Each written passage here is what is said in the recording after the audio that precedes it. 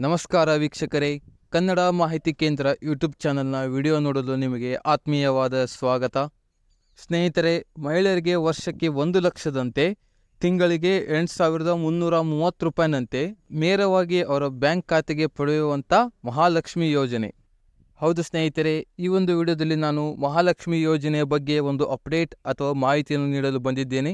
ಈ ಮಹಾಲಕ್ಷ್ಮಿ ಯೋಜನೆ ಯಾವಾಗ ಜಾರಿಗೆ ಆಗುತ್ತೆ, ಹಾಗೆ ಇದಕ್ಕೆ ಅರ್ಜಿಯನ್ನು ಸಲ್ಲಿಸುವುದು ಹೇಗೆ, ಯಾವ ದಿನಾಂಕದಿಂದ ಮಹಾಲಕ್ಷ್ಮಿ ಯೋಜನೆ ಮೂಲಕ 8,330 ರೂಪಾಯಿಯನ್ನು ಪಡೆಯಬಹುದಾಗಿದೆ ಎನ್ನುವುದರ ಬಗ್ಗೆ ಕಂಪ್ಲೀಟ್ ಮಾಹಿತಿಯನ್ನು ನಾನು ಈ ವಿಡಿಯೋದಲ್ಲಿ ನಿಮಗೆ ತಿಳಿಸ್ತಾ ಇದ್ದೇನೆ.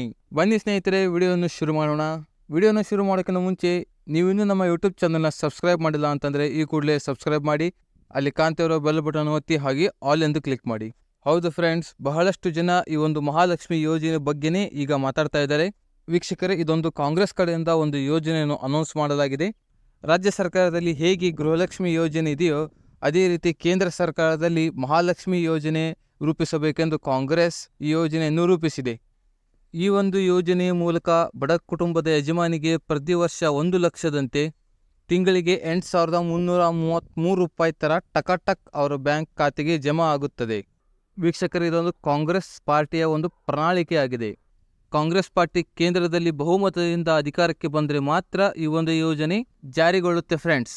ಇದು ನೆನಪಿರಲಿ ಫ್ರೆಂಡ್ಸ್. ಈಗಾಗಲೇ ಮಹಾಲಕ್ಷ್ಮಿ ಯೋಜನೆ ಜಾರಿಯಾಗಿದೆ ಅಂತ ಬಹಳಷ್ಟು ಜನ ಕನ್ಫ್ಯೂಸ್ ಆಗಿದ್ದಾರೆ.